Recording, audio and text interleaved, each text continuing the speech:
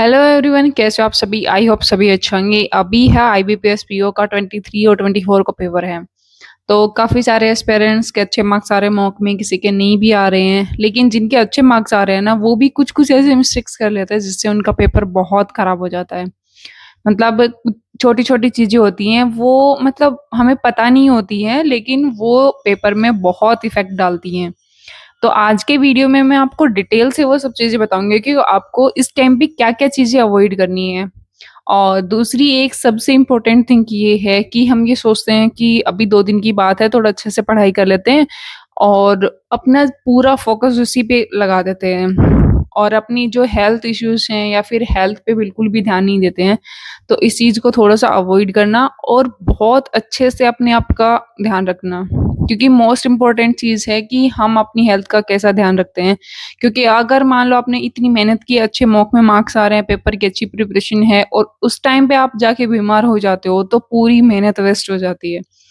तो इसलिए first priority इस चीज़ को दें। लास्ट डे आप अपने आप को अच्छे से रेस्ट दें ताकि पेपर में पूरा कॉन्सन्ट्रेट होके आप पेपर दे सकें। और जो मिस्टेक्स आप करते हो या फिर करोगे, उनके रिगार्डिंग आज के वीडियो में आपको डिटेल से बताऊँगी कि आपको क्या-क्या चीज़ अवॉइड करनी है और क्या-क्या चीज़ें ऐड ऑन करनी है। तो वीडियो के एंड तक ज़रूर बने रहना और करते हैं आज के दिन की शुरुआत कि आज मैं क्या-क्या स्टडी करूँगी, क्या-क्या मैंने प्लान रखा है, सब कुछ आपके साथ डिटेल में शेयर करूँगी। आज की टू डू लिस्ट मैंने रेडी की है, उसमें है स्पीड मैथ वाला सेक्शन, एडिटोरियल और एक इंग्लिश के मैराथन की क्लास रखी है। क्योंकि अभी कभी इंग्लिश में अच्छे मार्क्स आ रहे हैं, कभी कम आ रहे हैं, तो उनको पेपर में अच्छा स्कोर करने के लिए ये मैराथन की क्लास बेस्ट हो जाएगी उसके लिए। और एडा की क्विज उसमें सेक्शनल भी आती हैं, छोटी जो 5 क्वेश्चंस वाली भी आती हैं, सेक्शनल भी आती हैं, सारी टाइप्स की क्विज आती हैं, तो वो लगाऊंगी। अप्रोक्स 2 से 3 घंटे में ये सारी क्विजेस लगाती हूँ। इसके अंदर English, Hindi, English, math, reasoning, GK सभी टाइप्स की क्विजेस होती है, मिक्स होती है। मतलब ऐसे नहीं है पर्टिकुलर एक सब्जेक्ट के लगाती हूँ, सभी मिक्स ही लगाती हूँ। फिर मुझे सीए की क्लास देखनी है और उसके बाद में 10 बजे 10 पजल वाली जो क्लास उसकी पीडीएफ डाउनलोड करके उसकी पजल्स लगानी है। और चेकलिस्ट में मैं पता है क्या कर रही हूँ अभी, चेकलिस्ट में सिर्फ मैं जो अर्थमेटिक वाला सेक्शन है वो करती हूँ और डीआई वाला सेक्शन है सिर्फ वो करती हूँ। बाकी स्पीड मैथ वाला सेक्शन नहीं कर रही हूँ, क्योंकि स्पीड मैथ वाला सेक्शन मैं यहाँ पे कर लेती हूँ, तो 2 बार करने का इतना टाइम है नहीं अभी, बाकी सारे सेक्शन को भी टाइम देना होता है। तो ये है मेरे आज की टू डू लिस्ट। तो नेक्स्ट सबसे तो पहला स्टेप आज की होगा मेरा चेकलिस्ट के स्पीड अकॉर्डिंग मैथ सबसे वाला। पहले स्टार्ट मैंने करते हैं स्टार्ट इसी की से। स्पीड मैथ वाला सेक्शन। पहले टेबल, क्यूब, स्क्वायर और लिखे।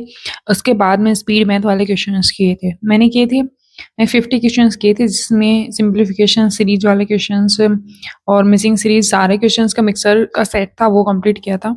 में सबसे ज़्यादा इम्पोर्टेंट होता है स्पीड मैथ वाला सेक्शन, तो उस पे मुझे अभी ज़्यादा फोकस करना है, क्योंकि वो एक टाइम मैनेजमेंट में सबसे ज़्यादा अपना रोल प्ले करता है। वो कंप्लीट करने के बाद में मैंने स्टार्ट किया, रीडिंग करना स्टार्ट किया, क्योंकि यार है ना, रीडिंग करना बहुत इंपॉर्टेंट है। जब तक मेरी रीडिंग स्किल्स अच्छी नहीं होंगी, मेरा कोई भी सब्जेक्ट प्रॉपर्ली इम्प्रूवमेंट नहीं होगा। इसलिए मैं रेगुलर जितना पॉसिबल हो सकता है मेरे से मैं रीडिंग करती हूँ। और कभी-कभी होता है कि अगर कोई पैसेज मुझे समझ में नहीं आता, तो विशाल सर साथ-साथ में समझाते हैं। पहले मैं खुद रीड कर लेती हूँ, कितना मुझे समझ आ रहा है, उसके अकॉर्डिंग फिर मैं विशाल सर की क्लास देख लेती हूँ। अगर मुझे समझ में आएगा तो मैं स्किप कर देती हूँ, अगर नहीं समझ में आया तो सर की क्लास से देख लेती हूँ कि हाँ, मुझे ये नहीं समझ में आ रहा और इसका क्या मीन है एग्ज़ैक्टली। उसके बाद उसके क्वेश्चंस ट्राई करके देखती हूँ कि हाँ, इसके ये क्वेश्चन हैं। मुझे डायरेक्टली वाले क्वेश्चन तो मतलब पता चल जाते हैं कि हाँ, भई ये इसका ये आंसर होगा, लेकिन इनडायरेक्टली वाले में है ना, पेसेज के समरी आना कंपल्सरी होता है। जब तक वो समझ में नहीं आती ना, आपको क्वेश्चंस कर ही नहीं पाओगे। तो इसलिए क्या करती हूँ कि मैं थोड़ा-सा समराइज़ कर लेती हूँ कि हाँ, इस क्वेश्चन का आंसर उस पैसेज में हो सकता है, तो एक बार थोड़ा-सा देख लेती हूँ कि हाँ, इसकी समरी ये थी और इसका आंसर ये हो सकता है। तो आरसी वाले क्वेश्चंस मेरे मतलब ऑलमोस्ट सारे ठीक होने स्टार्ट हो गए हैं। और पेपर में हमें यही चीज़ ध्यान रखनी है कि मतलब उसकी थोड़ी-सी समरी हमें पता होनी चाहिए, और ताकि हम क्वेश्चंस को जल्दी देख सकें। अगर हमें समझ में नहीं आ रहा है, तो हमें एग्ज़ैक्टली पता हो कि उसका आंसर हमें कहाँ मिल सकता है। वो कंप्लीट करने के बाद में मैंने करंट अफ़ेयर की क्लास स्टार्ट की। करंट अफ़ेयर की लिटरली मैं आपको बता रही हूँ, अभी है ना, मैं 2x की स्पीड पे देखती हूँ। और जो बैंकिंग की हैं और जो इम्पोर्टेंट न्यूज़ है ना, उन्हीं को हो मतलब 1.5 की स्पीड पे देखती हूँ, बाकी सारी 2x की स्पीड पे देखती हूँ। और जब भी मुझे थोड़ा बहुत इधर-उधर काम करते टाइम थोड़ा बहुत टाइम मिलता है, उस टाइम पे उसका थोड़ा रिविज़न कर लेती हूँ, ताकि मतलब ये नहीं हो कि बाद में मुझे सारी क्लासेस देखने का बर्डन एक साथ अब आ जाए, क्योंकि प्रीलिम्स के बाद में मेंस में बहुत कम टाइम बचता है। तो करंट अफेयर अभी बस मैं थोड़ा-सा ये है कि उसके टच में हूँ ताकि एकदम से बर्डन नहीं आए। वो कंप्लीट करने के बाद में मैंने स्टार्ट की थी मैराथन। ये इसमें था सर ने क्लो टेस्ट की मैराथन करवाई हुई थी, वो करने स्टार्ट किया। लिटरली इसमें बहुत टाइम लग गया था। मतलब पहले सर ने वोकेब करवाई, उसके बाद में क्लोज़ टेस्ट स्टार्ट करवाए। कुछ मैंने खुद से ट्राई किया, कुछ सर की क्लास देख के समझे कि हाँ, सर ने कैसे-कैसे उनको बताया है। कुछ वर्ड्स मीनिंग मुझे नहीं आते तो मैंने ये पीडीएफ डाउनलोड करके रखी थी और फ़ोन से देख रही थी कि इसका मीनिंग क्या होगा और सेंटेंस के अकॉर्डिंग मीन क्या हो सकता है। जब खुद से ट्राई करके देखते हैं ना तो बहुत सारी चीज़ें हमें न्यू-न्यू सीखने के लिए मिलती हैं। जैसे कि अब जब मैंने ये सर की क्लास की ना उस टाइम पे है ना काफ़ी सारे वर्ड्स मीनिंग थे जो मुझे पहले से आते थे। लेकिन मुझे उनका एग्ज़ैक्ट मीन नहीं पता था कि हाँ, इसका क्या मीन होगा। तो मैंने अच्छा प्रॉपर्ली उनको 2-3 बार बोल के देखा कि हाँ, इसका ये मीन ये होगा और ये यहाँ इम्प्लीमेंट इस तरीके से होगा। तो वो जब चीज़ें सीखी है ना, जब हम रीडिंग करते हैं ना तो कुछ-कुछ वर्ड्स हैं ना हमें बार-बार हमारे मतलब आँखों के सामने आते हैं, तो वो हमें अपने आप ऑटोमेटिकली हमें याद हो जाती हैं। तो जितना पॉसिबल हो सके एडिटोरियल को रीड किया करो और जितना पॉसिबल हो सके ना उसको समराइज़ किया करो कि हाँ, इसमें क्या बोला गया है, ताकि आपकी रीडिंग स्किल्स अच्छी हो जाएँ। और दूसरी चीज़ ये थी कि सर ने है ना वर्ड की जो भी इसमें वर्ड थे ना उसकी पहले ही पीडीएफ प्रोवाइड करवा दी थी। तो एक बार मैंने उसमें से भी देख लिया कि हाँ, क्या-क्या उसके अंदर वोकेब वगैरह दी हुई हैं और एक सर ने मैराथन भी करवाई है वोकेब की, तो आप वहाँ से भी कर सकते हो। वो कंप्लीट करने के बाद में मैंने जो चेकलिस्ट थी उसमें से जो डीआई वाला और जो अरिथमेटिक वाला सेक्शन है वो कंप्लीट किया। क्योंकि स्पीड मैथ वाला सेक्शन मैं पहले कंप्लीट कर लेती हूँ, तो कोई मीन नहीं रह जाता कि स्पीड मैथ वाला मैं दोबारा से करूँ और इतना अभी टाइम भी नहीं होता है।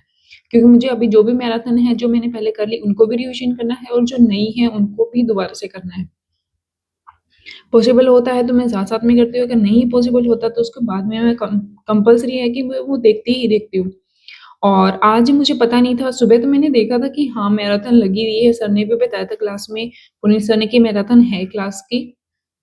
बट बाद में टेलीग्राम पे को नोटिफ़िकेशन नहीं आया, तो मैंने सोचा कि शायद क्लास नहीं होगी, इसलिए सर ने नोटिफ़िकेशन नहीं दिया। तो मैंने बहुत लेट उसको जॉइन किया था और उसका टाइम भी काफ़ी लेट हो गया था, तो मैंने सोचा कि पहले मैं चेकलिस्ट कर लेती हूँ, उसके बाद में वो क्लास स्टार्ट करूँगी। तो क्लास स्टार्ट करते-करते काफ़ी टाइम हो गया था, अप्रॉक्स मैंने 8 बजे के अप्रॉक्स क्लास स्टार्ट की थी।